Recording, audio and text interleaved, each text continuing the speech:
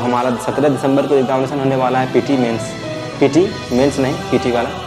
तो इस एग्ज़ाम से रिलेटेड यदि मैथमेटिक्स में अगर किसी को भी दिक्कत है, अगर नहीं भी अभी भी कंप्लीट तैयारी नहीं हुआ है, तो इसीलिए आप लोगों के लिए हर दिन एक नया चैप्टर, या बोलिए तो हर दिन नहीं, मतलब कुछ इस तरह से वीडियो अपलोड किया जाएगा कि आपका एग्ज़ामिनेशन से पहले कम से कम 5-6 दिन पहले सभी वीडियो लेक्चर अपलोड हो जाए, जितने भी हमारा जो होल चैप्टर है मैथमेटिक्स का जो सिलेबस है उसके अनुसार से।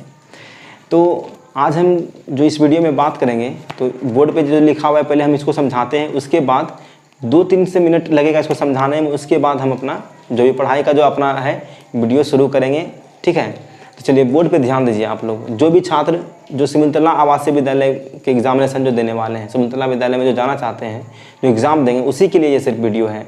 वैसे नवोदय वाले के लिए भी है, सिलेबस तो सेम ही है मैथमेटिक्स का, तो आप भी वीडियो दे सकते हैं, उसमें कोई दिक्कत नहीं है। लेकिन अभी फोकस मेरा सिर्फ सिमुलतला विद्यालय पे है। जो छात्र जो तैयारी कर रहे हैं उसका, नवोदय वाले भी छात्र तैयारी कर सकते हैं इस वीडियो के माध्यम से, लेकिन मेरे जो अभी जो क्रैश कोर्स है, सिर्फ जो हमारा जो लगा हुआ है टैगलाइन 13 से लेकर के, और जो भी 13 तारीख से मतलब आज से शुरू होना था, लेकिन बट आज से शुरू नहीं हुआ। आज वीडियो शूट करें दिवाली के कुछ कारणवश से, मतलब साफ़ सफाई के कारण से वीडियो अपलोड नहीं कर पाए थे। तो पहले तो आपको हम यहाँ पे बता दें कि क्लास 6 का क्रैश कोर्स चालू करने जा रहे हैं, जिसमें कि फ्री ऑफ कॉस्ट है। इसमें कोई भी किसी से फी नहीं लिया जाएगा, ना ही कभी बोला भी जाएगा। तो यहाँ पर सिमुलतला आवासीय विद्यालय एग्जामिनेशन 2021 है, ठीक है। इसका हम लोग एग्ज़ाम देना है तो 21 में जाना है हमको, लेकिन एग्ज़ाम देंगे हम लोग 20 में ही। तो पीटी हमारा 20 में होगा। तो यहाँ पर देखना है, हम मैथमेटिक्स का सिर्फ कोर्स लाए हैं, ठीक है। और भी होगा, संभव प्रयास करेंगे आगे भी देने का, लेकिन मैथमेटिक्स का गारंटी लेते हैं कि आपको हम सिलेबस ख़त्म करके देंगे। तो पहला जो हमारा मैथमेटिक्स जो आता है सिमुलतला आवासीय विद्यालय में, वो 40 नंबर का आता है। तो 40 नंबर का आता है, तो किस तरह से किस सब्जेक्ट मतलब किस टॉपिक का तैयारी बढ़िया से किया जाए कि हम लोग नंबर ज़्यादा उठा सके, खास करके मैथमेटिक्स में, क्योंकि सबसे ज़्यादा तो मैथमेटिक्स से प्रश्न आता है 40 नंबर का, इसलिए मैथमेटिक्स पे ज़्यादा फोकस करना है। इसलिए हम मैथमेटिक्स का पहले कोर्स लेकर आए हैं। और परेशानी भी मैथमेटिक्स में होता है, जो याद करने वाला चीज़ तो याद होता है, लेकिन मैथमेटिक्स क्या है, समझने का चीज़ है। तो यहाँ पर देखिए, तो मैथमेटिक्स जो हमारा है 40 नंबर का है। फिर हमारा मैथमेटिक्स जो हम पहला चैप्टर जो हम पढ़ाएंगे वह हमारा है नंबर सिस्टम। शुरुआत करेंगे नंबर सिस्टम से ही, फिर आगे बढ़ते हुए चलेंगे धीरे धीरे। तो नंबर सिस्टम को जो हम लेके चलेंगे, तो पहले तो इसमें हम एक से पढ़ाएंगे चैप्टर वाइज, मतलब टॉपिक बाय टॉपिक। आपको नंबर सिस्टम में जितना भी टॉपिक होगा पहले उसको हम सिखाने का प्रयास करेंगे, और आप उस इसका अपने से खुद से एक नोट्स बनाइएगा, ठीक है। उसके बाद जब हम जैसे ही वीडियो एक ख़त्म होगा, जैसे मान लीजिए 20 मिनट का रहे, 30 मिनट का रहे, 40 मिनट का, जितना भी मिनट का रहेगा, एक दिन में प्रयास करेंगे कि एक चैप्टर मेरा ख़त्म हो, और उसके अनुसार से आपको 200 क्वेश्चन आपको प्रोवाइड किया जाएगा। जब हम चैप्टर को समझा देंगे मतलब पूरा बढ़िया से, उसके बाद आपको बनाने के लिए सिर्फ 200 क्वेश्चन दिया जाएगा। तो उस 200 क्वेश्चन में आपको प्रैक्टिस करना है। वो जो 200 क्वेश्चन मिलेगा वो कहाँ मिलेगा, तो वो 200 क्वेश्चन आपको टेलीग्राम, जो हमारा टेलीग्राम चैनल का जो लिंक है, उस पर आपको 200 प्रश्न का जो सेट है वहाँ, मतलब नंबर सिस्टम का जो क्वेश्चन जो आपको मिलेगा टेलीग्राम चैनल के लिंक पर ही मिलेगा। तो डिस्क्रिप्शन में तो दिया रहेगा हर चीज़, आप टेलीग्राम चैनल पे क्लिक कीजिएगा। वहाँ पे होता जनरली यही है कि मान लीजिए कि व्हाट्सएप ग्रुप में जुड़ने से बच्चा जुड़ता है, लेकिन जैसे हम सेंड करेंगे, ठीक है, तो सेंड करेंगे तो होगा क्या कि कोई बाद में जुड़ा, कोई पहले जुड़ा तो उसको मिल रहा है, जो बाद में जुड़ा उसको नहीं मिलेगा। लेकिन टेलीग्राम में होता यही है कि अगर हम जो चीज़ सेंड किए हुए हैं उसमें गया हुआ है, तो उस लिंक पे आप क्लिक कीजिएगा, तो आपको मेरा जो प्रीवियस जितना भी क्वेश्चन दिया हुआ रहेगा आप सभी देख सकते हैं। इसलिए टेलीग्राम चैनल पे जुड़ना है। और व्हाट्सएप ग्रुप भी है, 2 ग्रुप है, व्हाट्सएप ग्रुप भी, टेलीग्राम ग्रुप भी। आप दोनों में जुड़ सकते हैं, उसमें कोई दिक्कत नहीं है। लेकिन नोट्स जहाँ मिलेगा आपको वो टेलीग्राम लिंक है, तो आप यहाँ पर ज़्यादा ध्यान दीजिएगा, टेलीग्राम चैनल पर क्लिक करके मुझे जाना है। तो अब ज़्यादा कुछ बताए हुए हम यहाँ से अपना चैप्टर स्टार्ट करेंगे, नंबर सिस्टम। तो रहने देते हैं, हम नंबर सिस्टम के बारे में कुछ आपको थोड़ा सा जानकारी देते हैं, ठीक है। तो पहले तो टॉपिक है, टॉपिक को ही समझेंगे। नंबर सिस्टम बोल रहा है, नंबर सिस्टम। तो जैसे हम जो बुक से पढ़ा रहे हैं वो हमारा NCERT पैटर्न विद्यासागर अंकगणित बुक है, हम इसी से लेके चलेंगे आपको, और इसी बुक को ख़त्म करना चाहेंगे, ठीक है। अगर आपके पास बुक है तो आप अगर जो बोलेंगे बनाइए तो आप बनाइएगा, दिक्कत होगा तो आप हमको मैसेज कर सकते हैं व्हाट्सएप के थ्रू। आप प्रॉब्लम वहाँ से पूछ सकते हैं, कोई दिक्कत नहीं, कोई 1 महीना आपको कोई दिक्कत नहीं, पूछिएगा, 1 घंटा हम मतलब टाइम आपको देंगे, मतलब बताने के लिए सिर्फ देंगे, जिस समय भी हो हमको समय हम बता देंगे, लेकिन जिस दिन पूछेगा उसी दिन, तो इसमें कोई दिक्कत नहीं। शुरू करते हैं। पहला जो हमारा जो टॉपिक है हमारा नंबर सिस्टम है। तो नंबर सिस्टम सभी को पता होता है कि नंबर मीन्स क्या होता है, संख्या होता है। नंबर मीन्स संख्या, सिस्टम मीन्स क्या होता है, पद्धति, संख्या पद्धति। तो ये हमारा जो टॉपिक का था नंबर सिस्टम, संख्या पद्धति, मतलब संख्या पद्धति के बारे में, संख्या के बारे में इस चैप्टर में हमको सिर्फ पढ़ना है।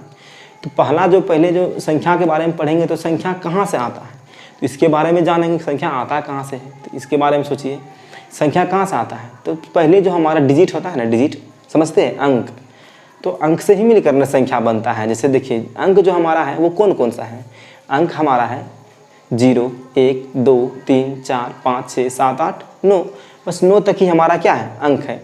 उसके बाद देखिए तो आप सोचिए, दिमाग लगाइए, इसी अंक से न मिलकर बहुत सारा संख्या बना हुआ है, 3 अंक का, 4 अंक का, 2 अंक का, 10 अंक का, जितना भी आप बड़ा ले सकते हैं, तो इसी से बना हुआ है। सिर्फ 0 से लेकर 9 तक के संख्या के बीच में, नंबर के बीच में, अंक के बीच में जो भी हमारा है, तो 0, 1, 2, 3, 4, 5, 6, 7, 8, 9, ये हमारा क्या है, अंक है। इसी से मिलकर क्या बनता है, संख्या बनता है। चलिए यहाँ पे पहले हम चलिए अंक के बारे में बताएं। तो पहले अंक को लिखेंगे, ठीक है, अंक को लिखते हैं यहाँ पे हम लोग। तो अंक को जब लिखेंगे तो पहले लिखिए अंक, यहाँ पे अंक को क्या बोलते हैं इंग्लिश में, डिजिट बोलते हैं, डिजिट। तो अंक जो बोले कि कहाँ से कहाँ तक, 0, 1, 2, 3, 4, 5, 6, 7, 8, 9 तक, एकदम धीरे धीरे चलेंगे। 0, 1, 2, 3, 4, 5, 6, 7, 8, 9। वीडियो के साथ साथ आपको अपने कॉपी में भी नोट्स बनाना है, एकदम जैसे जैसे हम बोलते जा रहे हैं वैसे आप कॉपी में भी लिखते चलिएगा। तो ये हमारा अंक है, डिजिट, इसको इंग्लिश में क्या बोलते हैं, डिजिट। 0, 1, 2, 3, 4, 5, 6, 7, 8, 9 तक। तो टोटल नंबर ऑफ अंक जो हो गया मेरा, तो टोटल नंबर ऑफ अंक मेरा या कितना हो गया, डिजिट कितना हो गया, तो 1, 2, 3, 4, 5, 6, 7, 8, 9, 10। तो आपसे अगर पूछे कि बताइए आप कि हमारा जो अंक है वह कितने, मतलब कितना अंक है हमारा, तो सीधा सा आंसर 10 अंक है। कहाँ से कहाँ तक जी, 0 से लेके 9 तक, याद रहेगा सबको। चलिए ये था अंक के बारे में। अब देखिए अंक से मिलकर ही संख्या बनता है। अगर आपसे बात पूछा जाए क्या एक अंक जो है, जैसे 1 है, क्या वो संख्या भी है, ऑफकोर्स वो संख्या भी है, उसको हम संख्या भी बोल सकते हैं। अगर आपसे पूछेगा कि एक अंक का संख्या बताइए, तो एक अंक का संख्या क्या बोलिएगा, सबसे छोटी संख्या बोलेगा तो 1 है हमारा, सबसे छोटी संख्या 1। 0 हमारा संख्या नहीं है, मतलब उसको संख्या में नहीं ले सकते हैं, लेकिन अंक में उसको हम ले सकते हैं। अंक वो हमारा है 0, लेकिन संख्या वो नहीं है। संख्या मेरा क्या है, 1, 2, 3, 4, 5, 6, 7, 8, 9, कहाँ तक की में, 1 अंकों की संख्या, 1 से लेकर के 9 तक। अगर आपसे बोलेगा कि 1 अंकों की संख्या कहाँ से कहाँ तक, तो 1 से लेकर के 9 तक, जिसमें कि 1 हमारा छोटा संख्या, मतलब सबसे छोटी संख्या, और 9 हमारा 1 अंकों की बड़ी संख्या है। समझ में आ रहा है बात। 1 जो हमारा है 1 अंकों की सबसे छोटी संख्या, और 9 हमारा क्या है, 1 अंकों की बड़ी संख्या। तो बस ये ध्यान रखिएगा, ठीक है। ये हमारा कितना है, छोटी संख्या। इससे भी प्रश्न रहता है बहुत सारा, तो समझना है छोटी संख्या और बड़ी संख्या। फिर बोलेगा आपको, सोचिए, दिमाग लगाइए, आपको पता होगा कि 2 अंक कहाँ से शुरू होता है, 10 से शुरू होता है। अंतिम कहाँ होता है, 2 अंक का डिजिट जो हमारा अंक जो है वो कहाँ ख़त्म होता है, 99 में ख़त्म होता है जा करके। तो अगर आपसे पूछेगा कि बताइए कि सबसे छोटी 2 अंकों की संख्या क्या होगी, तो आप क्या बोलिएगा, 10 बोलिएगा। सबसे छोटी 2 अंकों की सबसे बड़ी संख्या क्या होगा, तो 99 होगा। बात समझ में आ रहा है। सबसे छोटी 10 और सबसे बड़ी 2 अंकों का क्या होगा, 99। फिर जैसे बोलेगा 3 अंक का सबसे छोटी संख्या तो 100 और बड़ी संख्या 999। समझ में आ रहा है बात। अगर आपसे पूछ देगा कि बताइए कि कुल 1 अंकों की संख्या कितनी है, तो अभी 1 से लेकर 9 तक देखें तो वो हमारा 9 है। बात समझ में आ रहा है। फिर बोलेगा कुल 2 अंकों की संख्या मेरे पास कितनी है, 2 अंकों की संख्या कितनी है हमारे पास, तो क्या बोलेंगे, तब तो हम 99 लेंगे, और 1 अंकों की संख्या कितनी है, 9। 99 माइनस क्या करेंगे, 9 कर देंगे तो क्या बचेगा, 90। 90 ही हमारा क्या है, 2 अंकों की संख्या है। 2 अंकों की संख्या बता रहे हैं कितनी है, तो 90 है। अगर बोलेंगे कहाँ से कहाँ तक है, तो 10 से लेकर 99 तक है। उसके बीच में 10 से लेकर 99 के बीच में टोटल जो हमारा कुल संख्या जो हमारा है 2 अंकों का, वो कितना है, 90 है। बात समझ में आया। 3 अंकों का पूछ देगा तो 900, 4 अंकों का पूछ देगा तो बताइए, सोचिए, आप ही कमेंट में आंसर दीजिएगा। 1 से लेकर के निकालिएगा जो हमारा 9, मतलब 9 अंकों की संख्या तक में आप निकालिएगा कितना कितना हमारा कौन कौन सा संख्या होता है, ठीक है। तो इससे आप प्रैक्टिस कीजिएगा तो ये आपको फ़ायदा करेगा। चलिए, तो ये संख्या के बारे में अगर हम समझ गए होंगे, अंक के बारे में समझ गए हैं, तो अब चलिए अब आते हैं हम लोग किस पे, प्राकृतिक संख्या पे। तो चलिए प्राकृतिक संख्या के बारे में कुछ हम लोग सोचते हैं। आप लोग को भी पहले से पता होगा, ये तो सिर्फ शुरू किए हैं तो हमको बेसिक से लेके चलना है, तो सिर्फ आपको हम यहाँ पे बताएंगे, ठीक है, बस आप उसको देखिएगा। पहला जो हमारा यहाँ पे टॉपिक है प्राकृतिक संख्या। प्राकृतिक संख्या, इसको इंग्लिश में नंबर सिस्टम बोलते हैं, उसको लिखेंगे नहीं, लेकिन आप खाली लिखिए। तो प्राकृतिक संख्या किसको बोलते हैं? गिनती की संख्या को क्या बोलते हैं हम लोग? प्राकृतिक संख्या। एकदम तेज़ी से निकलेंगे यहाँ से। तो गिनती की संख्या को क्या बोलते हैं हम लोग? प्राकृतिक संख्या। आप हम जो बोल रहे हैं उसको नोट भी कर सकते हैं। तो प्राकृतिक संख्या कहाँ से कहाँ तक? तो 1 से लेकर के इन्फिनिटी तक। कहाँ से शुरू होता है प्राकृतिक संख्या? 1, 2, 3, 4, 5 से ले लेके इन्फिनिटी तक। आपके नवोदय गाइड में भी ये सब दिया हुआ है और अंकगणित में भी सब दिया हुआ है। डेफिनेशन आप वहाँ से ले सकते हैं, हम सिर्फ आपको समझा रहे हैं। प्राकृतिक संख्या के बाद आता है सम संख्या। क्या आता है? सम संख्या। तो सम संख्या उसको बोलते हैं जिसमें कि 2 से पूरा भाग लग जाए, जो विभाजित हो जाए, वही हमारा क्या कहलाता है? सम संख्या। तो सम संख्या 2 से भाग लगेगा किसमें? 1 2 खुद में लगेगा, 2 4 6 8 10 12 से लेके कहाँ तक? इन्फिनिटी तक। ताकि सम संख्या का भी कोई अंत तो है नहीं मेरे पास, इसलिए इन्फिनिटी तक। फिर हमारा तीसरा हमारा है विषम संख्या। चलिए विषम संख्या पे आते हैं। विषम संख्या, तो विषम संख्या जिसमें कि 2 से पूरा भाग नहीं लगे, जो 2 से पूरा विभाजित नहीं हो, वही हमारा क्या कहलाता है? विषम संख्या कहलाता है। तो ये कहाँ से शुरू होगा जी? 1 में भाग लगता है, 2 से क्या नहीं लगता है, तो 1 होगा हमारा विषम संख्या। एकदम ध्यान में रखना है। 1 हमारा होगा 1 3 5 7 9 भी होगा, 11 भी होगा, 13 भी होगा, 15 भी होगा, इसी तरह से इन्फिनिटी तक ये भी चलेगा। कोई दिक्कत यहाँ तक समझने में? तो प्राकृतिक, सम, विषम। उसके बाद चौथा आइए हम लोग। तो इसके बाद एक आता है कौन सा संख्या? सोचिए, होल नंबर, पूर्ण संख्या। तो पूर्ण संख्या के बारे में देखिए। तो पूर्ण संख्या उसको बोलते हैं प्राकृतिक संख्या के समूह में, प्राकृतिक संख्या के समूह में अगर हम शून्य को लगा दें, मतलब पहले शून्य को लगा दें, तो वो हमारा पूर्ण संख्या हो जाएगा। जैसे में देखिए 0 1 2 3 4 5 से लेके कहाँ तक? इन्फिनिटी तक। प्राकृतिक संख्या कहाँ से कहाँ तक? 1 से लेकर इन्फिनिटी तक। प्राकृतिक संख्या के समूह में क्या लगा देने से? 0 लगा देने से। 0 लगा दिए तो वो एक क्या संख्या बन जाती है? पूर्ण संख्या बन जाती है। कोई दिक्कत यहाँ तक समझने में? कोई दिक्कत नहीं आनी चाहिए। चलिए इतना तक नोट डाउन कीजिए और अपने से डिफिनेशन भी लिखिएगा, ठीक है। इसका स्क्रीनशॉट भी ले सकते हैं आप लोग। यहाँ पर मिटाते हैं इसको, ठीक है। एकदम तेज़ी से शुरुआत तेज़ी से करेंगे, सवाल हम लोग ज़्यादा करेंगे तो हमको फ़ायदा करेगा। अब यहाँ पे जो हमारा 5वां है वो है अभाज्य संख्या। क्या है? अभाज्य संख्या। तो अभाज्य संख्या को प्राइम नंबर बोलते हैं, याद रखिएगा। तो अभाज्य संख्या जब हम बोलेंगे कि अभाज्य संख्या होता क्या है, सोचना है कि अभाज्य संख्या किसको बोलते हैं। तो अभाज्य संख्या जो एक और अपने आप के अलावा, सुनिए ध्यान से, एक और अपने आप के अलावा अन्य किसी दूसरी संख्या से विभाजित नहीं हो। समझ में आ रहा है? एक और अपने आप के अलावा अन्य किसी दूसरी संख्या से विभाजित नहीं हो। इस पर हम इसलिए ज़्यादा जोर दे रहे हैं क्योंकि अभाज्य संख्या से बहुत सारा क्वेश्चन एग्जामिनेशन में आता है। This is the important point, अभाज्य संख्या। यही हमारा सबसे बहुत इंपॉर्टेंट पॉइंट है चैप्टर में। तो अभाज्य संख्या एक और अपने आप के अलावा अन्य किसी दूसरी संख्या से विभाजित नहीं हो, वही हमारा क्या कहलाएगा? अभाज्य संख्या। तो एक और अपने आप के अलावा, एक से कोई भी संख्या जो हमारा है उसमें 1 से भाग लगेगा ही लगेगा, और वो खुद से जो संख्या होगा उसी से भाग लगना चाहिए, तो मेरा अभाज्य संख्या कहलाएगा। देखिए यहाँ पे, तो जैसे मैं एग्जाम्पल में लेंगे, अगर हम लेते हैं तो यहाँ पे 1 लेंगे क्या? देखिए सोचिए ज़रा, नहीं लेंगे। क्यों? क्योंकि 1 जो हमारा है, 1 में 1 से लगेगा और किसी से लगता है? नहीं ना लगता है। मतलब 1 और अपने आप के अलावा, तो 1 भाग लगने वाली कितनी संख्या? 1 ही है, सिर्फ 1 है, तो 1 हमारा नहीं होगा, ठीक है। 2 आइए, तो 2 में लगेगा, 1 से लगेगा, 2 से लगेगा, 2 3 5 7 11 13 से लेकर के इधर जितना भी आप बढ़ सकते हैं, इन्फिनिटी तक जितना भी आ सकता है, इसमें कोई भी अंत नहीं है। तो 2 3 5 7 11 13 17 19, ये सब हमारा क्या है? एक अभाज्य संख्या है। तो अभाज्य संख्या, ऐसे तो हम जानते हैं कि अभाज्य संख्या है, लेकिन इसको और एक पकड़ने का जो ट्रिक है हमारा, वो है कि इसका अपवर्तक क्या होना चाहिए? अपवर्तक सिर्फ हमारा 2 होना चाहिए। तो अपवर्तक पता होना चाहिए कि अपवर्तक क्या होता है। तो अपवर्तक होता है गुणनखंड को बोलते हैं। अपवर्तक का नाम क्या है? एक गुणनखंड भी है और एक अपवर्तक खुद भी है, ठीक है।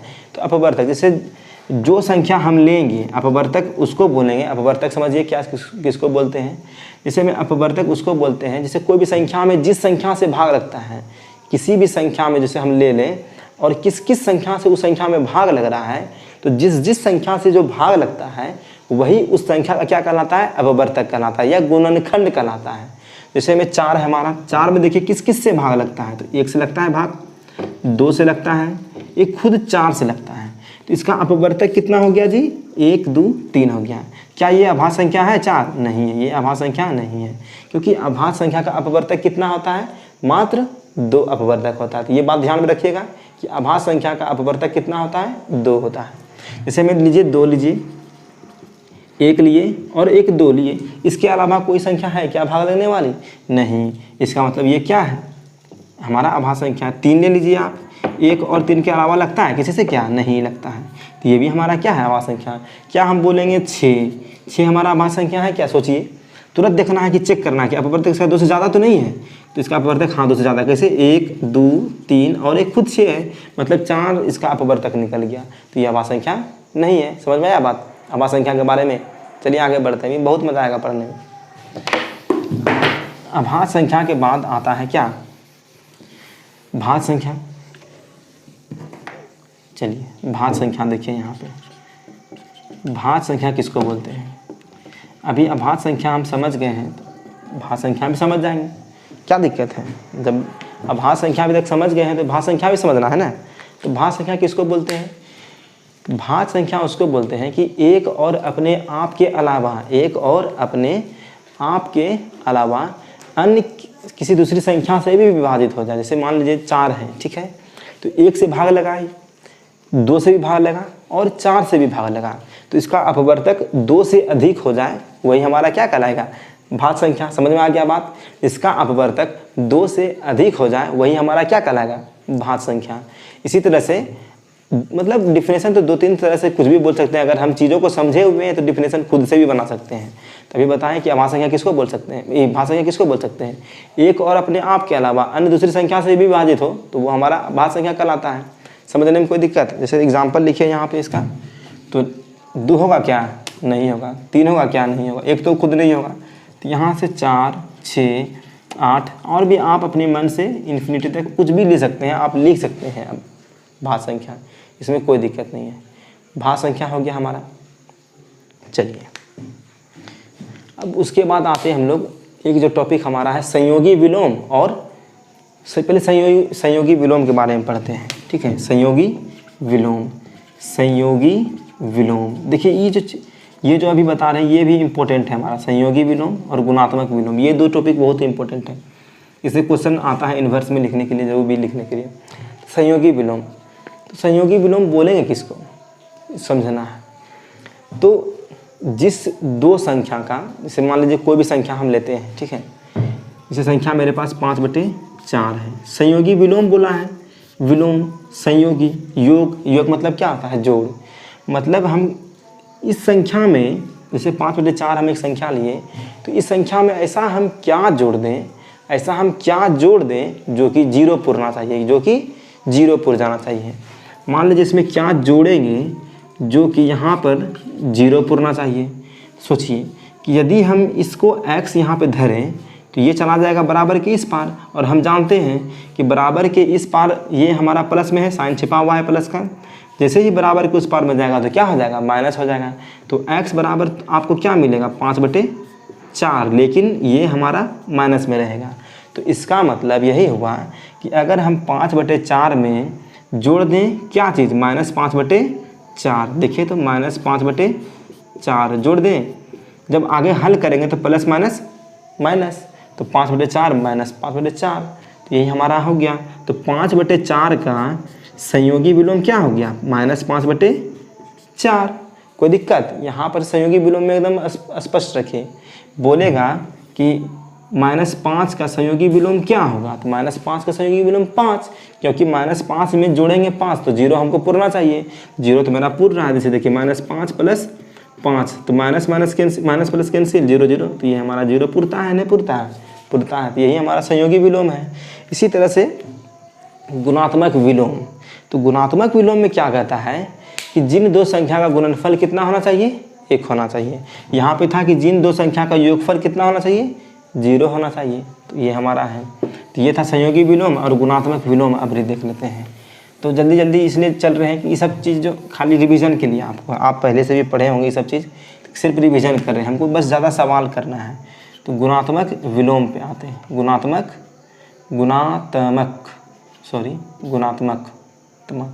विलोम।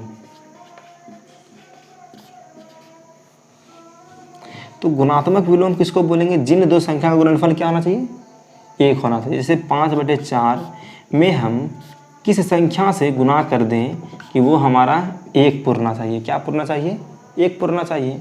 सोचिए कि अगर हम x को निकालेंगे तो 5/4 तो हमारा क्या चीज़ में है, गुणा में है। बराबर के उस पार चला जाएगा तो वो हमारा पलट जाएगा। तो पलटने के बाद क्या होगा, 4/5। अगर हम 5/4 में गुना कर दे 4/5 से तो वो हमारा क्या होगा, एक आंसर देगा क्या नहीं देगा। देखिए 4 से 4 कैंसिल, एक बार में 5 से 5 एक बार में कैंसिल, तो 1 गुना 1 1 ही हमारा होता है। तो बात समझ में आया। गुणात्मक विलोम सिर्फ शॉर्ट एकदम ये रिवीजन चल रहा है। ये समझिए, ये सब चीज़ हमारा रिवीजन है। आप कहीं भी पढ़ते होंगे तो आप ये सब चीज़ को पढ़े हुए होंगे। अगर नहीं पढ़े हुए होंगे तो मेरी खाली बातों को भी सुनिएगा तो आपको हर चीज़ पता चल जाएगा, याद हो जाएगा। तो इसलिए ध्यान दीजिएगा कि 5/4 में अगर हम 4/5 से गुना कर दें तो वो हमारा क्या होगा, कट के एक आंसर देगा। तो वही हमारा क्या है, गुणात्मक विलोम। उसका डिफिनेशन यही कहता है कि जिन दो संख्या का गुणनफल अगर 1 आ जाता है तो वही हमारा उस संख्या का गुणात्मक विलोम कहलाएगा। जैसे 5/4 का गुणात्मक विलोम क्या होगा, 4/5। -5 का गुणात्मक विलोम क्या, सोचिए कि -5 में हम ऐसा क्या गुना कर देंगे जो कि हमारा क्या पुर जाना चाहिए, 1 पुरना चाहिए। तो क्या करेंगे, -5 गुना 1 माइनस तो लेंगे, -1/5। माइनस क्या हो जाता है, प्लस हो जाता है। गुना में गुना होगा तो प्लस हो जाएगा। 5 आपस में कैंसिल, 1 हमारा आंसर दे देगा। ये हमारा क्या है, गुणात्मक विलोम। और भी कुछ देखते हैं, जैसे कि कुछ भी चीज़ हो तो और भी बता दिया जाए। इतना चीज़ आपको जानना था इस चैप्टर में। परिमेय संख्या के बारे में पता है, चलिए परिमेय संख्या के बारे में। तो परिमेय संख्या किसको बोलते हैं इसके बारे में भी समझिए। तो एकदम हर टॉपिक को एकदम सिर्फ रिवीजन करके निकलते चलेंगे, ठीक है। तो परिमेय संख्या किसको बोलते हैं, सोचिए। परिमेय संख्या, तो परिमेय संख्या उस भिन्न को बोलते हैं, उस भिन्न को जो कि p/q के रूप में होता है, जो कि p/q के रूप में होता है, ठीक है। परिमेय संख्या उसको बोलेंगे जो कि p/q के रूप में होगा और q is not equal to 0। q जो है 0 के बराबर नहीं होना चाहिए। जैसे 5/0, क्या ये हमारा परिमेय संख्या है, तो नहीं, क्योंकि 0 यहाँ पे क्या बोल रहा है कि हर जो हमारा q जो है हमारा वो 0 नहीं होना चाहिए। तो ये हमारा परिमेय संख्या नहीं है। बोलेगा 5/4 तो ये हमारा परिमेय संख्या है, क्योंकि वो p/q के रूप में आ रहा है। तो यही हमारा क्या है, परिमेय संख्या। तो समझ में आ रहा है बात। तो परिमेय संख्या अगर आपसे ये भी कह दे, जैसे घुमा के पूछा जाएगा आपसे, क्या प्राकृतिक संख्या परिमेय संख्या है, तो बोलना है ऑफकोर्स प्राकृतिक संख्या हमारा परिमेय संख्या है। क्या पूर्ण संख्या हमारा परिमेय संख्या है, तो बोलना है हाँ पूर्ण संख्या तो परिमेय संख्या है ही, क्यों नहीं है। 0 1 2 3 4 5 7 सब तुम्हारा परिमेय संख्या कहलाता ही है। हाँ ये परिमेय संख्या है। लेकिन परिमेय संख्या को अगर हम जानेंगे तो इसमें एक चीज़ और जानना है, अपरिमेय संख्या भी। अपरिमेय संख्या किसको बोलते हैं, तो अपरिमेय संख्या इसको बोलते हैं, ठीक है, जिसका क्या नहीं निकलता है, पूर्ण वर्गमूल नहीं निकलेगा, वही हमारा अपरिमेय संख्या कहलाएगा। जैसे एग्जाम्पल में हम अंकगणित से एक एग्जाम्पल लेते हैं और आपको अभी हम बताते हैं, ठीक है। एग्जाम्पल आपका चलिए जैसे बोल रहा है क्वेश्चन में, जैसे कि निम्नलिखित कथनों में कौन सा कथन सत्य है। ये एग्जाम्पल नंबर 22 है। ये आर.के. मिशन, जो आर.के. मिशन स्कूल है उनमें पूछा गया था ये। तो कह रहा है पहला, प्रत्येक पूर्णांक संख्या क्या परिमेय संख्या है। समझना है इस टॉपिक को, क्या प्रत्येक पूर्णांक संख्या परिमेय संख्या है। अच्छा ये पूर्णांक संख्या अभी आपको बताए नहीं थे। तो पूर्णांक संख्या उसको बोलते हैं जो धनात्मक और ऋणात्मक संख्या के समूह को पूर्णांक संख्या बोलते हैं। धनात्मक और ऋणात्मक संख्या के समूह को क्या कहते हैं, पूर्णांक संख्या कहते हैं। अगर नहीं पता हो ये सब बातें तो हम जो बोल रहे हैं उससे भी आप नोट कर सकते हैं। धनात्मक तथा ऋणात्मक संख्या के समूह को क्या कहते हैं, पूर्णांक संख्या कहते हैं। चलिए पूर्णांक संख्या अब यहाँ पे पढ़िए। पहला ऑप्शन जो दिया है हमको, कह रहा है कि प्रत्येक पूर्णांक संख्या क्या परिमेय संख्या है। तो अब आपको दिमाग लगाना है कि प्रत्येक पूर्णांक संख्या क्या परिमेय संख्या है। तो ऑफकोर्स ये एक परिमेय संख्या है। ठीक है। फिर बोलता है क्या प्रत्येक वास्तविक संख्या परिमेय संख्या है, कह रहा है प्रत्येक वास्तविक संख्या क्या परिमेय संख्या है, तो जरूर ये भी प्रत्येक वास्तविक संख्या हमारा परिमेय संख्या है। लेकिन तीसरा ऑप्शन दिया हुआ है √3, क्या दिया हुआ है √3। अभी आपको हम बताएं रिवीजन में कि अपरिमेय संख्या उसी को बोला जाता है जिसका कि पूर्ण वर्गमूल नहीं निकले। तो वर्गमूल पता होना चाहिए, थोड़ा सा भी नॉलेज होना चाहिए वर्गमूल का, तो वर्गमूल चैप्टर में तो पढ़ेंगे ही। जैसे √4 है, इसका अगर वर्गमूल बोला जाए तो 2, √9 है तो उसका वर्गमूल 3। तो ये सब पूर्ण वर्गमूल निकल रहा है सबका, क्योंकि √4 का 2, √9 का 3। जब √3 का जब निकालने जाएंगे तो ये पॉइंट समथिंग पॉइंट में आएगा, क्योंकि √3 का पूर्ण वर्गमूल निकलता ही नहीं है। तो इसलिए ये हमारा कौन सा संख्या हुआ, ये हमारा अपरिमेय संख्या हुआ। यहाँ से क्लियर हुई बात कि अपरिमेय संख्या क्या है, एग्जाम्पल के द्वारा स्पष्ट कर दिए हैं। फिर चौथा ऑप्शन भी है √16/225, √16 यहाँ देखिए √16/225, ठीक है 225 ये ना, हाँ 225। तो अब सोचिए क्या ये एक अपरिमेय संख्या है या परिमेय संख्या है। देखिए यहाँ पे जब हम रूट से बाहर करेंगे 16 को तो ये 4 होगा बटे, जब 225 को जब बाहर करेंगे रूट से तो 15 होगा, तो 4/15। तो 4/15 किस इसका फॉर्म है, ये तो हमारा परिमेय संख्या का है। इसका मतलब √16/225 जो हमारा है ये हमारा एक क्या है परिमेय संख्या। तो यहाँ से एक बात यही साफ निकलता है कि √3 हमारा क्या है एक अपरिमेय संख्या है। तो आपसे क्वेश्चन में क्या पूछा गया था कि निम्नलिखित कथनों में से कौन सा कथन सत्य है, तो सत्य हमारा है 1, 2 और 4। तीसरा ऑप्शन तो हमारा गलत है, क्योंकि √3 हमारा क्या है अपरिमेय संख्या है। तो बातें समझ में आई है तो चैनल मतलब वीडियो को लाइक कर दीजिएगा फटाफट। इसके बाद चलिए एक तरफ से हम सिर्फ सॉल्यूशन करते चलते हैं, ठीक है। एक चीज़ और, बस इसी से बहुत बढ़िया क्वेश्चन है, हम आपके पास भी होगा ये अंकगणित बुक देख लीजिए, ठीक है। तो इसी से हम क्वेश्चन अब 19 नंबर हम एग्जाम्पल बता रहे हैं जो कि मिलिट्री स्कूल में पूछा गया था। तो हमको जानना है, कॉन्सेप्ट को क्लियर करना है यहाँ से हमको। तो कहता है निम्नलिखित में कौन सा कथन असत्य है, कौन सा कथन असत्य है। तो पहला ऑप्शन दिया गया है सबसे छोटी प्राकृतिक संख्या 1 है। सोचिए सबसे छोटी प्राकृतिक संख्या 1 नहीं है, ये तो हमारा सत्य हो गया। यहाँ तो असत्य पूछा है, सत्य हो गया कि हाँ प्राकृतिक संख्या तो 1 होता है, ये हमारा सबसे छोटी संख्या है वो। फिर कहता है सबसे बड़ी ऋणात्मक पूर्णांक संख्या -1 है। ऋणात्मक पूर्णांक संख्या -1 नहीं है सबसे बड़ी में, हाँ है, क्योंकि जब ऋणात्मक पूर्णांक संख्या में सबसे -1 जो है सबसे बड़ी है, उसके बाद जैसे नीचे नीचे नीचे आते जाते हैं वो हमारा सबसे क्या कहलाता है, सबसे सोचिए छोटी संख्या नहीं कहलाता। जैसे आएंगे हम लोग जैसे √5, तो √1 से √5 क्या है हमारा छोटी है ना, क्योंकि जैसे हम राइट वे में बढ़ते हैं, राइट में जैसे बढ़ते हैं तो वो बड़ी होती जाती है। जैसे -1 के बाद 0 आता है, फिर 0 के बाद 1 आता है, 1 के बाद 2 आता है, सब बड़ी होते जा रहा है। तो समझ में आ रहा है बात। तो यही कहा आपसे कि सबसे बड़ी ऋणात्मक पूर्णांक संख्या -1 है ना, तो ऋणात्मक पूर्णांक संख्या में -1 नहीं है सबसे बड़ी। ऐसे तो पॉजिटिव में अलग होता बात, लेकिन ऋणात्मक में पूछा है, ये भी सही हमारा कथन है।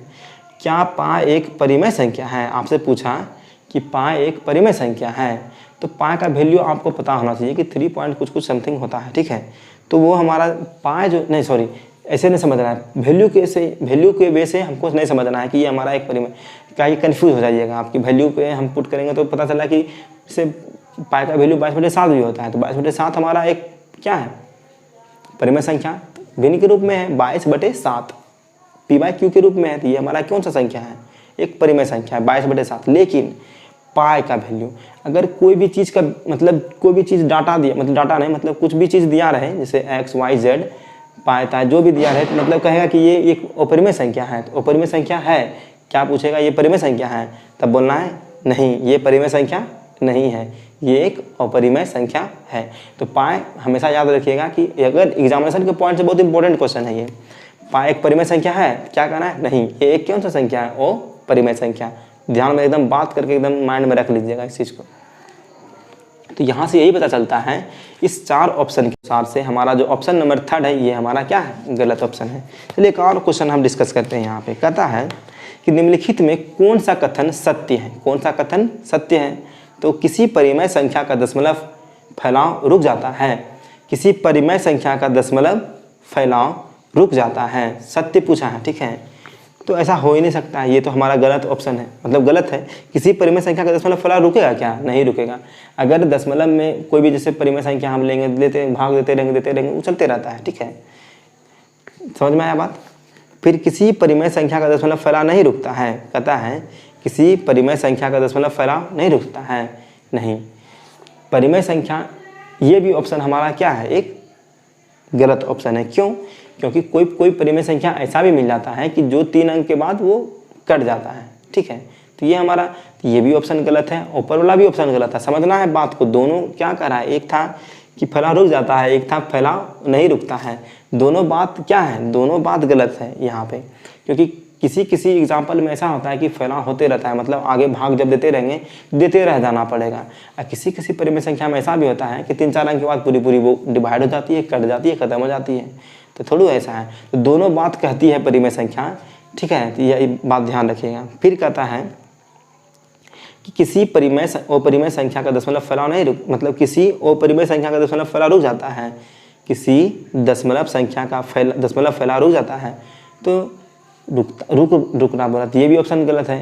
ये उसमें भी तो नहीं रुकता है, ठीक है, इसमें तो रुकता ही नहीं है, तो ये बात ध्यान में रखिएगा। फिर कह रहा है किसी अपरिमेय संख्या का दशमलव फैलाव नहीं हो सकता है और पुनरावृत्ति भी नहीं होती है, तो ये गलत ऑप्शन है यहाँ पे, सॉरी ये हमारा सत्य ऑप्शन है। 3 ऑप्शन जो ऊपर में था हमारा गलत था, चौथा हमारा ऑप्शन जाकर क्या है, सही है। तो किसी अपरिमेय संख्या का दशमलव फैलाव नहीं हो सकता है, क्या होता है, दशमलव फैलाव नहीं हो सकता है और पुनरावृत्ति भी नहीं होती है। तो पुनरावृत्ति कहाँ होती है, तो परिमेय संख्या में पुनरावृत्ति होते रहती है। जैसे मान लीजिए 5.24 आया तो वो लगातार अब उसी तरह से रिपीटिंग करते रहेगा, तो 5 4 5 4 5 4 5 4 5 4 भाग देते रहिएगा तो आपको वही चीज़ प्राप्त होगा हमेशा। तो यहाँ पर से था कि कौन सा कथन सत्य है, तो चौथा नंबर हमारा सत्य है, ठीक है। कह रहा है कि किसी अपरिमेय संख्या का फैलाव नहीं हो सकता है और पुनरावृत्ति भी नहीं होती है। ये तो अपरिमेय संख्या का बात बोल दिया, ये परिमेय संख्या का बात बोल दिया, तो ये चीज़ क्लियर रखिएगा यहाँ पे। तो 18 नंबर क्या कहता है, मतलब एग्जाम्पल है 18 नंबर, निम्नलिखित में कौन सा कथन असत्य है, गलत पूछा है, ठीक है। तो 2 परिमेय संख्या के बीच अनगिनत परिमेय संख्या होती है, 2 परिमेय संख्या, जैसे 5/4 लीजिए, 4/5 लीजिए, इन दोनों के बीच में क्या अनगिनत परिमेय संख्या होती है, इन दोनों के बीच में तो होती है, उसके बीच में बहुत सारा संख्या होता है, कोई भी संख्या के बीच में अनगिनत संख्या होता ही है, ठीक है। फिर 2 वास्तविक संख्या के बीच अनगिनत वास्तविक संख्या होती है, कह रहा है 2 वास्तविक संख्या के बीच मतलब अनगिनत वास्तविक संख्या भी होती है, सही है, ये भी बहुत सारा होता है। किसी भी नंबर के बीच में भी बहुत सारा संख्या होता है, जैसे 0 मतलब 1 से 2 के बीच में ही आइए तो 1.0 1.0.1 जैसे बहुत चलते रहिएगा तो बहुत सारा संख्या है, तो अनगिनत संख्या गिन सकते ही नहीं है, उतना कितना होगा पता ही नहीं चलेगा। फिर तीसरा ऑप्शन कहता है अपरिमेय संख्या दशमलव रूप में हमेशा अशांत होती है। सुनिए, अपरिमेय संख्या दशमलव रूप में हमेशा क्या होती है, वो शांत रहती है। तो बात याद रखिएगा, क्योंकि आपसे क्या ऑप्शन ने पूछा है, असत्य कहाँ है, तो असत्य में तो मेरा अब जो आएगा, तो ये बात ध्यान में रख लेना है कि अपरिमेय संख्या दशमलव रूप में हमेशा क्या होती है, वो शांत रहती है। फिर चौथा नंबर हमारा है, क्या 3 सबसे छोटी अभाज्य संख्या है। अभी आपको बताए थे कि अभाज्य संख्या क्या होता है, 2 से शुरू होता है, तो 2 ही हमारा सबसे छोटी होगा। तो ये ऑप्शन हमारा क्या है, गलत है। 3 सबसे छोटी अभाज्य संख्या है, नहीं, 2 सबसे छोटी अभाज्य संख्या है हमारा, तो ये भी हमारा, तो ये गलत जो ऑप्शन हमारा चौथा था ये हमारा क्या हो गया, गलत हो गया।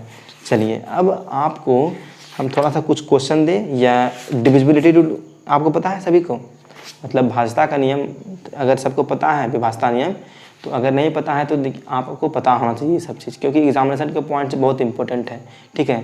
अगर हम शॉर्ट में रिवीजन करने चलें तो आपको हम बहुत सारा चीज़ अभी तक बता चुके हैं, शॉर्ट में अगर इसको भी देखें तो आप चेक कीजिएगा, अंकगणित में ठीक दिया होगा, ठीक है। हम क्वेश्चन करेंगे यहाँ पे, हम क्वेश्चन इसलिए करेंगे कि ज़्यादा टाइम है नहीं इस सब में, मतलब आपको एग्जामिनेशन के पॉइंट ज़्यादा आपके पास टाइम है नहीं, बस आपको हम जो इम्पोर्टेंट है बस वही सब क्वेश्चन थोड़ा सा बताएंगे जो एग्जामिनेशन के पॉइंट्स हैं, और इसमें बता देते हैं आपको कि आपको क्या क्या पढ़ना है, ठीक है, जानने के लिए। आपको जैसे यहाँ पे दिया है संख्या पर आधारित प्रश्न, जो एक्सरसाइज 2 है हमारा अंकगणित का, प्राकृतिक परिमेय, अपरिमेय, सम संख्या, विषम संख्या, भाज्य, अभाज्य, पूर्ण, पूर्णांक, ये सब तो आपको पता होना ही रहा, मतलब ज़रूरी है, निश्चित पता होना चाहिए ये सब।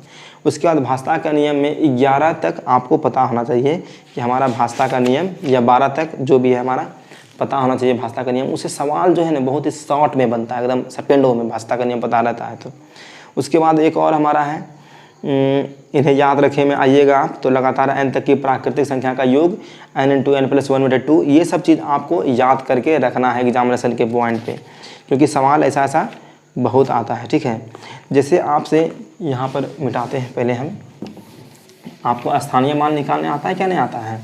अगर नहीं आता है तो सीख लीजिए स्थानीय मान कैसे निकालता है। तो स्थानीय मान हमको निकालने के लिए एग्जाम्पल हमारा पहला नंबर अंकगणित का है। ठीक है, कहता है 4 3 9 0 6 7 5 में 9 का स्थानीय मान का क्या होगा? तो स्थानीय मान 9 का पूछा है, तो इकाई, दहाई, सैकड़ा, हज़ार, 10,000। ठीक है, अब समझिए कि स्थानीय मान किसको और अंकीय मान उसको बोलेंगे खुद का जो भी, जैसे मेरा मिरर, सामने मिरर में देखेंगे हम खुद दिखेंगे ना, तो मेरा जो मान होगा अंकीय मान वो क्या होगा? हम खुद जो हम देख रहे हैं अपने आईना में वही होगा। उसी तरह से 9 का अगर पूछेगा अंकीय मान तो वो हमारा 9 खुद है। लेकिन जब स्थानीय मान पूछेगा तो देखिए स्थान कितने स्थान पे हैं? इकाई, दहाई, सैकड़ा, हज़ार, 10,000। 10,000 के स्थान पे है तो 9 गुना कितना करेंगे? 10,000। कितना करेंगे? 10,000। तो 9 का स्थानीय मान कितना हो जाएगा जी? 90,000। अगर अंकीय मान बोलेगा तो 9 गुना खुद 1 है तो वो 9 है सिर्फ हमारा। अगर इसी में पूछता है कि इसका अंतर क्या होगा तो अंतर निकालिए, इसको यहाँ पर लिखिए। 10 में से 9 गया 1, यहाँ बचा 9, यहाँ बचा 9, यहाँ बचा 9, यहाँ पे बचा 8। तो ये हमारा क्या है? हमारा अंतर भी निकल गया। बोलेगा योग तो जोड़ देंगे, तो योग करेंगे तो क्या होगा? 9 000 और 9, ये हमारा होगा। मतलब आप सवाल में कुछ भी बोल सकता है, इसका अंतर निकालिए, इतना का अंतर निकालिए, तो वो तो बस आप खाली जान लीजिएगा, तो यहाँ से क्वेश्चन आप कर सकते हैं। ठीक है, चलिए दूसरा नंबर क्वेश्चन देखिए। दूसरा नंबर भी कह रहा है कि 32, 90, 75 में 7 का स्थानीय मान और जातीय मान का अंतर क्या होगा? तो वही अभी बताए, इसमें बता चुके हैं, आप ये क्वेश्चन कर लीजिएगा। ठीक है, अब देखिए तीसरा नंबर क्वेश्चन, 39, 49, 7 में कौन सी छोटी संख्या जोड़ी जाए कि योगफल 3 से पूर्णतः विभाजित हो जाए? कितना? 3 से विभाजित हो जाए।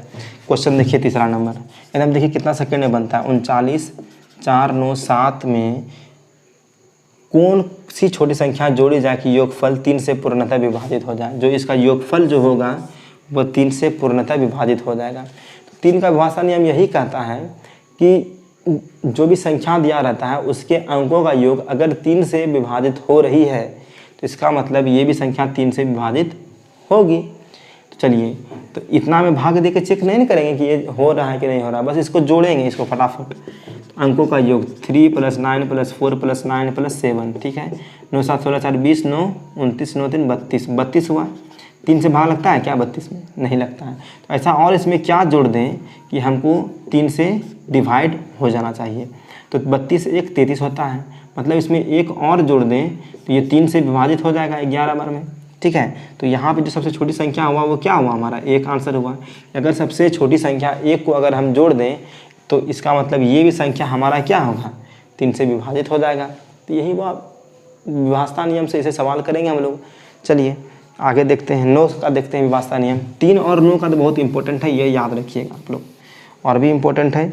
ठीक है, लेकिन 3 और 9 का बहुत बड़ा इंपॉर्टेंट है। जैसे देखिए जवाहर नवोदय विद्यालय परीक्षा में पूछा गया प्रश्न है, तो देखिए क्वेश्चन नंबर कौन सा? 4 नंबर। ठीक है, 2 बॉक्स दिया हुआ है, 3, 4 और 5। कह रहा है आपसे कि 9 से पूर्णतः विभाजित है ये 9 से, तो कब होगा कि जो लुप्त स्थान पर ऐसा हम क्या रख दें जो कि हमारा ये जो संख्या है वो भी हमारा 9 से विभाजित हो जाए। तो क्या होगा? देखिए 5 4 9 3 12 2 कितना होता है? 13 होता है। ठीक है, 13 में ऐसा हम यहाँ पे क्या जोड़ दें कि वो हमारा क्या होना चाहिए? 9 से विभाजित हो जाना चाहिए।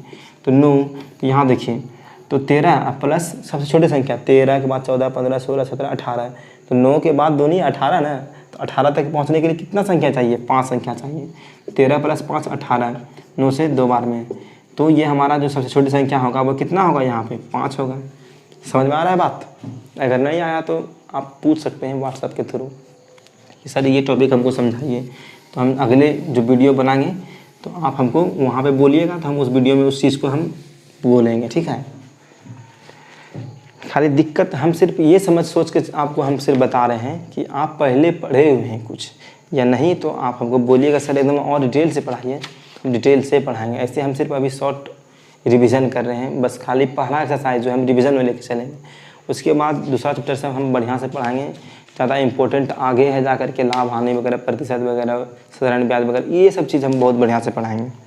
तो लेकिन कहता है, चलिए अगला क्वेश्चन देखते हैं। जो भी हमारा निम्नलिखित में कौन सी अभाज्य संख्या है, जैसे ऑप्शन में दिया गया है 81, 83, 85 और 87। तो 8, 7, 15 छटा गया क्योंकि 3 से विभाजित हो गया 15, 8, 5, 13, एक ये योगफल अभी नहीं आया है। 8, 3, 11 नहीं हुआ, 8, 1, 9, 9 3 से विभाजित है, मतलब 1 और 4 ऑप्शन हमारा छट गया है। बचा 83 और 85। तो 83 और 85 में देखेंगे ऐसा संख्या, मतलब अब 85 आए तो 5 से भाग लगता है क्योंकि इकाई स्थान पे क्या है, यहाँ पे 5 है। तो 17 × 5 = 85, या 5 से भाग दें 17 बार में कट जाएगा, 85 भी यहाँ छट गया, बचा 83। तो 83 हमारा क्या है, अभाज्य संख्या है। तो ऑप्शन छाँटने का भी एक तरीका होता है। तरीका यही होता है कि भाषा नियमों को पता होना चाहिए। समझ आया बात। अब कहता है कि 1 से 50 के बीच कितनी अभाज्य संख्या है, बस इसको याद कर लीजिएगा। 1 से 50 के बीच में 15 अभाज्य संख्या है। 15 अभाज्य संख्या क्या है वो लिख करके भी याद कीजिएगा, लेकिन आपको एकदम याद कर लेना है कि 1 से 50 तक में 15 अभाज्य संख्या है, 1 से 100 तक में 25 अभाज्य संख्या, 50 से 100 के बीच में 10 अभाज्य संख्या। ये चीज़ आपको पता होना चाहिए, ठीक है। कहता है कि 1000 का अभाज्य गुणनखंड, तो आपको अभाज्य गुणनखंड आना चाहिए। गुणनखंड अभी बताए थे, गुणनखंड और अपवर्तक दोनों सेम होता है, पीछे अभी बताए हुए हैं। लेकिन अभाज्य गुणनखंड जब बोला तो अभाज्य गुणनखंड क्या होगा, जैसे मान लीजिए बोलेगा कि 1000 का अभाज्य गुणनखंड, तो देखेंगे कि सबसे छोटी जो संख्या होती है हमारा 1 होता है। 1 से तो भाग देंगे तो लग ही जाएगा, लेकिन उसके बाद ऊपर में 2 से भाग दे देखना, 2 से 500, 2 से 250, 2 से सोचिए 2 से 125 बार में ना, फिर 12, 5, ठीक है। फिर हमारा 2 से कटेगा, नहीं कटेगा, 5 से कटेगा, 5 25 और 25 5 125, 5 25। इसका अभाज्य गुणनखंड क्या होगा जी, 2 गुना 2 गुना 2 गुना 5 गुना 5 गुना 5। ये हमारा क्या है, इसका अभाज्य गुणनखंड है। तो ध्यान में रखिएगा इस बात को। तो ऑप्शन में ऐसा भी दे दिया हुआ रहता है, जैसे देखिए ऑप्शन में ऐसे भी दे देगा, ये नहीं दिया रहेगा ऑप्शन में, कहेगा 2 पे पावर 3 और गुना 5 पे पावर 3। क्या ये मतलब अभाज्य गुणनखंड है इसका, है। क्योंकि देखिए इसको अगर इसमें तोड़ेंगे तो यही नहीं लिखाएगा 2 गुना 2 गुना 2, क्योंकि 3 2 है और ये 3 5 है। तो इस तरह से भी लिख सकते हैं। तो ये भी हमारा ऑप्शन में अगर रहेगा, ये नहीं रहेगा तो इसको टिक हम कर सकते हैं, ठीक है। तो कन्फ्यूज नहीं होना है कि क्या लिख दिया है वहाँ पर। समझ में आया बात। चलिए अब कह रहा है कि 6 अंकों की सबसे छोटी संख्या तथा 5 अंकों की सबसे बड़ी संख्या का अंतर क्या है। तो अभी आपको हम शुरू में ही बताएं कि 2 अंकों का, 3 अंकों का, 4 अंकों का क्या क्या होता है। तो पहले बोला कि 6 अंकों का सबसे छोटी संख्या तथा 5 अंकों का सबसे बड़ी संख्या। तो 6 अंकों का सबसे छोटी संख्या बोला, तो इसमें कितना पे कितना सुनना होगा जी, 6 अंक। तो 1 पे 5 सुनना, 2 2 4 1 5, क्योंकि 2 2 4 तो 6 संख्या पुर गया। और 5 अंकों का बड़ी संख्या, तो 9 9 9 9 और 9। इसका क्या बोल दिया, इसका अंतर बोला। तो माइनस कीजिए, 9 10 में से 9 गया 1, 9 में से गया 0 0 0 0 0, यहाँ पे कितना बच गया, 9 में से 9 गया 0। तो आंसर कितना आएगा जी, इसका 1 आएगा, 1 आएगा। तो ये हमारा 1 आंसर है, कोई दिक्कत नहीं। चलिए जितना भी क्वेश्चन, ये सब जवाहर नवोदय विद्यालय प्रश्न पूछा गया है, ठीक है, ध्यान में रखिएगा इस बात को। कह रहा है कि 4 अंकों की न्यूनतम संख्या में वह कौन सी संख्या, मतलब कौन सी न्यूनतम संख्या जोड़ी जाए कि प्राप्त संख्या पूर्णतः 89 से विभाजित हो जाए। 4 अंकों की न्यूनतम संख्या, 4 अंकों की न्यूनतम संख्या पूछा है ना। तो 4 अंकों की न्यूनतम संख्या क्या होती है, तो 4 अंकों की सबसे छोटी संख्या 1000, ठीक है। भाग किसे देना है जी, 89 से भाग देना है। किसे देना है भाग, 89 से भाग देके देखिए, 89 एकम 89, बचेगा कितना, 10 में से 9 गया 1, 9 में से 8 गया 1 0। तो 89 से एक बार और भाग देंगे, 89 से भाग दीजिए, 10 में से 9 गया 1, यहाँ पे 10 में से 8 गया 2, मतलब 21 बचा हुआ है। क्वेश्चन अब ध्यान से पढ़िए कि 4 अंकों की न्यूनतम संख्या में वह कौन सी न्यूनतम संख्या जोड़ी जाए कि प्राप्त संख्या पूर्णतः 89 से विभाजित हो जाए। सोचिए कि इसमें हम क्या जोड़ दें कि वह 89 से पूर्णतः विभाजित हो जाए। जोड़ना है, घटाना नहीं है। अगर हम घटाएंगे तो ये हमारा 21 है, ठीक है, 21 है ना हमारा, तो 3 अंकों में आ जाएगा घटा के, तो घटाएंगे नहीं, यहीं पे ध्यान रखना है। तो इसको क्या करेंगे, 1000 प्लस और क्या करेंगे जी 89 माइनस 21, क्योंकि शेष तो मेरा यहाँ बच रहा है, लेकिन और कितना जोड़ देंगे इसमें, तो 21 को घटाएंगे तो ना, इसमें जोड़ेंगे तो वो मेरा 89 से भाग लगेगा। तो 1000 प्लस 9 में से 1 गया 8, यहाँ पे 8 में से 2 गया 6।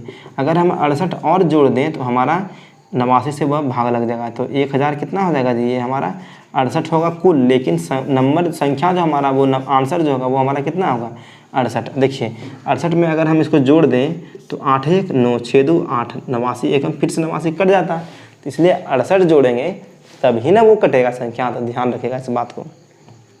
फिर एक कहता है कि 4 अंकों की बड़ी से बड़ी संख्या ज्ञात करें। 4 अंकों की सबसे बड़ी से बड़ी संख्या ज्ञात करें जो कि 88 से पूर्णतः विभाजित हो। तो 4 अंकों की बड़ी से बड़ी संख्या क्या आता है, 9999। अब इसमें भाग देख देखिए, 88 एकम 88, 9 में से 8 गया 1, 9 में से 8 गया 9, फिर एक बार में खाएगा 88, 9 में से 8 गया 1, 11 में से 8 गया 3, फिर 9, फिर कितना बार में खा जाएगा जी, 3 बार में। तो 3 बार में कितना खाएगा 264, ठीक है। तो 9 में से 4 गया 5, यहाँ पे 11 में से 6 गया 5, कट गया, शेष कितना बच गया 55। क्वेश्चन ध्यान से पढ़िए, कह रहा है कि 4 अंकों की बड़ी से बड़ी संख्या ज्ञात कीजिए।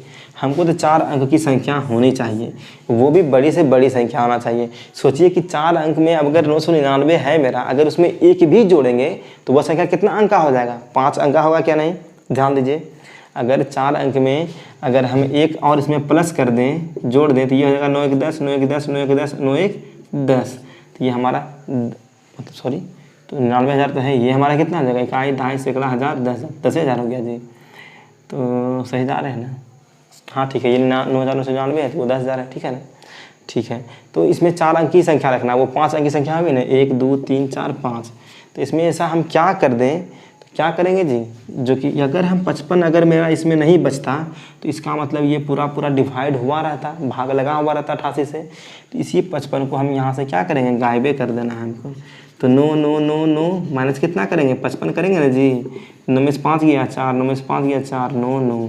संख्या जो हमारा होगा 89 से जो कटेगी वो 9,944 होगा 55 को हटा देने के बाद। तो इतना तो समझ में आना चाहिए। तो आपके लिए एक क्वेश्चन है, आप बनाइएगा कि 1000 से लेकर के 2000 के बीच में 123 से विभाज्य संख्या का योगफल ज्ञात करें। मतलब इनके बीच में ऐसा एक संख्या होगा जो कि विभाज्य होगा, ठीक है, किससे जी, तो वो 123 से 1000 और 2000 के बीच में जितनी भी संख्या होगी विभाज्य होने वाली, आप उसका क्या निकालिएगा, योगफल निकालिएगा। चलिए मुझवानी में ही अब क्वेश्चन सॉल्व होगा। 1 और 100 के बीच ऐसी कितनी संख्या है जो 7 से पूर्णतः विभाजित होती है। कितने के बीच में, 1 और 100 के बीच में। तो सिंपल है, 7 का हम गुणज करके भी आंसर लिख सकते हैं, ठीक है, 7 का गुणज करके भी आंसर लिख सकते हैं। लेकिन यहाँ पर जब 7 से भाग दीजिएगा 100 में, जो भी आपका भागफल आएगा, तो जो भागफल आएगा वही हमारा क्या कहलाएगा, उतना ही संख्या हमारा 7 से भाग लगने वाली होगी, ठीक है, समझ में आ रहा है बात, एकदम सब चीज़ बेसिक चीज़ है, एकदम ध्यान में रखिएगा सब चीज़। फिर कहता है यदि किसी संख्या का वर्ग किया जाए, ठीक है, कोई भी संख्या अगर हम लेंगे, अगर उसका वर्ग किया जाए तो इकाई के स्थान पर कौन सा अंक हो सकता है। ये देहरादून RMC 1995 का ये प्रश्न है, तो ये ऑप्शन के अनुसार से बनेगा, ठीक है।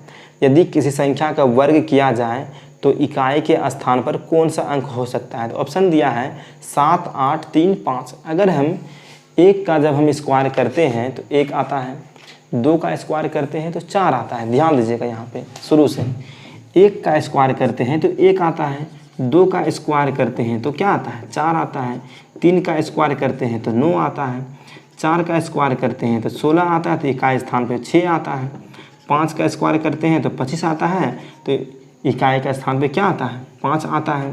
6 का स्क्वायर करेंगे 36, इकाई का स्थान पे 6 आता है।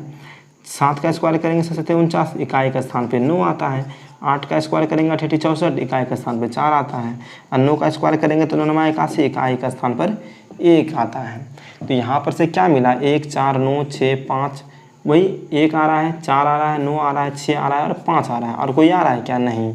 तो बचेगा क्या, ऑप्शन के अनुसार से देखिए। तो कहता है यदि किसी संख्या का वर्ग किया जाए तो इकाई के स्थान पर कौन सा अंक हो सकता है। तो ऑप्शन में देखना है, 7 आया इसमें, नहीं 7 तो नहीं होगा। 8 आया क्या इसमें, नहीं होगा। 3 आया क्या इसमें? नहीं आया, लेकिन 5 तो आया।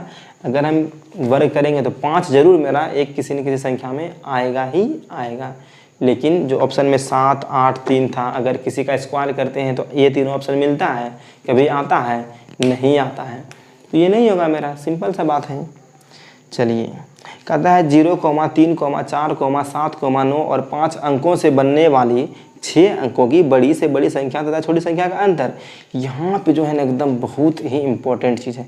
6 अंक का बोला है और क्या बोला है? 5 अंकों से बनने वाली 6 अंकों की बड़ी से बड़ी तथा छोटी से छोटी संख्या का अंतर। 6 अंकों का बड़ी से बड़ी संख्या निकालिएगा, जो सबसे बड़ी संख्या होगी उसी को लिखते चलिएगा। लेकिन यहाँ पर एकदम बच्चा यहाँ पे मिस्टेक तब कर देगा जब, देखिए कैसे, जिससे हम इस सवाल को लेते हैं। ठीक है, एकदम आपको एक सवाल बताएंगे, आप एकदम जो डाउट है वो दूर कर लीजिएगा इस क्वेश्चन से। आपको बोला 0, 3, 4, 7, 9 और 5 से बनने वाले कितने अंकों की संख्या? 6 अंकों की बड़ी से बड़ी संख्या तथा 6 अंकों की सबसे छोटी संख्या। चलिए, तो बड़ी संख्या 9 है हमारा, तो बड़ी संख्या पहले उतारेंगे। 9, 7, 5, 4, 3, 0, ये सब हमारा क्या है? एक बड़ी संख्या है। ठीक है, बड़ी संख्या है ना हमारा, सबसे इस संख्या से बनने वाली सबसे बड़ी संख्या तो यही होगा। और छोटी संख्या वो भी 6 अंक का। ऐसा कभी नहीं कीजिएगा कि 0 हमारा छोटी है तो 0 लिखिएगा, 3 लिखिएगा, 4 लिखिएगा, 5 लिखिएगा, 7 लिखिएगा, 9। सोचिए कि किसी संख्या के पहले अगर 0 आता है तो 0 का कोई वैल्यू है नहीं। 0 का अगर कोई वैल्यू है नहीं, इसका मतलब ये संख्या कितने अंकों का बन जाएगा? 5 अंकों का। अगर ऐसा कीजिएगा तो कुछ मतलब आंसर आपका गलत आएगा ना आएगा? चलिए, तो ये मेरा नहीं होगा। तब क्या होगा जिससे? तब आप बोलिए सर क्या होगा सर? तब सबसे छोटी जो संख्या वो पहले क्या है? 3 है। उसके बाद आप 0 उतारिए ना, कोई दिक्कत नहीं। 0, 4, 5, 7 और 9। अब अंतर बोलेगा तो घटाइए, जोड़ने बोलेगा तो जोड़िए। मान लीजिए जोड़ने बोला तो 9, 7, 3, 10, 5, 4, 9, 1, 10, 5, 4, 9, 1, 10, 7, 1, 8, 9, 3, 12। फिर से जोड़िए, 9, 7, 3, 10, 5, 4, 9, 10, 5, 4, 9, 10, 7, 1, 8, 9, 3, 12। ये मेरा आंसर होगा। अंतर अगर बोलेगा तो अंतर भी निकाल लीजिए। यहाँ पे 10 में से 9 गया 1, 12 में 7 गया 5, यहाँ पे 13 में से 5 गया 8, यहाँ पे 4 में 4 गया 0, 7, 9 में से 3 गया 6, तो अंतर ये निकल जाएगा। क्वेश्चन तो इसी तरह से पूछता है, कोई दिक्कत? ठीक। कहता है निम्नलिखित में कौन सी संख्या अभाज्य संख्या है? निम्नलिखित में कौन सी संख्या अभाज्य संख्या है? तो 4/9 दिया गया ऑप्शन में, फिर √4/9, फिर √4 × 8/2, फिर चौथा ऑप्शन दिया है 4/2 अभाज्य संख्या। तो 4/2, 2 से भाग देंगे, 2 दूनी 4, तो 2 हमारा एक अभाज्य संख्या है, तो ये हमारा ऑप्शन होगा। फिर कहता है आपसे कि वह कौन सी संख्या है जिसे 15 से भाग देने पर भागफल 15 और शेषफल 5 रहता है? तो ध्यान दें, पहले तो क्वेश्चन में जो चीज़ दिया है उसको लिखिए। 23 नंबर क्वेश्चन है एग्जाम्पल का, एक्सरसाइज फर्स्ट का। वह कौन सी संख्या है जिसे 15 से भाग देने पर भाग जिससे देते हैं वो हमारा क्या कहलाता है? भाजक कहलाता है। क्या कहलाता है? भाजक। तो ध्यान रखिएगा, जिससे हम भाग देते हैं वो भाजक कहलाता है, और जिसमें हम भाग देते हैं वो हमारा, जिसमें भी हम भाग देंगे, मान लीजिए x, तो वो हमारा क्या कहलाएगा? भाज्य कहलाएगा। ठीक है, उसके बाद भागफल। तो पता है ये भागफल क्या होता है? तो भागफल आपको यहाँ दिया गया है कितना? 15 कितना दिया गया है? भागफल दिया गया है। फिर कहता है कि 5 शेष भी बचता है। शेष कितना बचता है? 5 बचता है। तो आपको 3 चीज़ दिया हुआ है। ठीक है, भाजक दिया गया है, भागफल दिया गया, शेष दिया गया, बचा एक ही चीज़, भाज बराबर। तो भाज बराबर क्या होता है? भाजक गुना भागफल प्लस शेष। तो भाजक गुना भागफल 15 गुना 15 प्लस 5, 15 गुना 15 225 प्लस 5 कितना हो गया? 230। ये मेरा आंसर होगा। इसलिए बता दिए, आपको एक नोट मिलेगा पेज जिसमें कि स्कूल का तरफ से है। ठीक है, तो उसमें आप बनाइएगा क्वेश्चन, ये सिर्फ हम बता रहे हैं। चलिए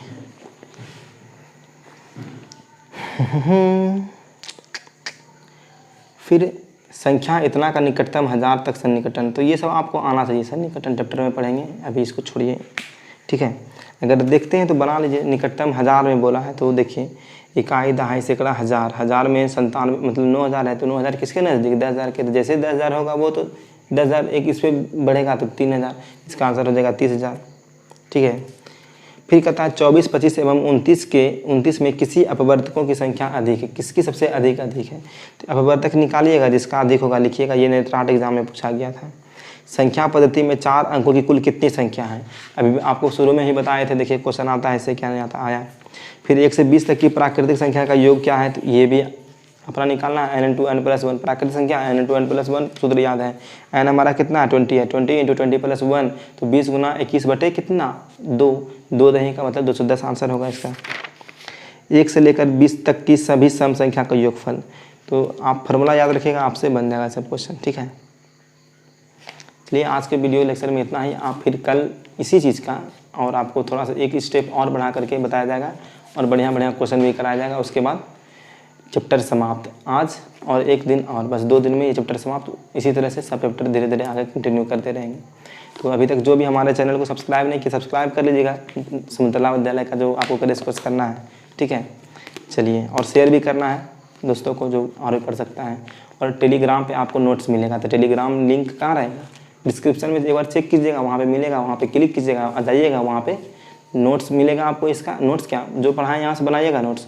उसके बाद क्वेश्चन पेपर जो आपको हल करना है, तो अंकगणित का बुक बनाना है आपको, जहाँ तक बनता है बनाइए, जो डाउट होगा पूछिए, और क्या बोलते हैं उसको, जो हम जो देंगे उसको ही बनाना है। बस इतना ही करना है, बस काफ़ी है एक चैप्टर के लिए, ठीक है।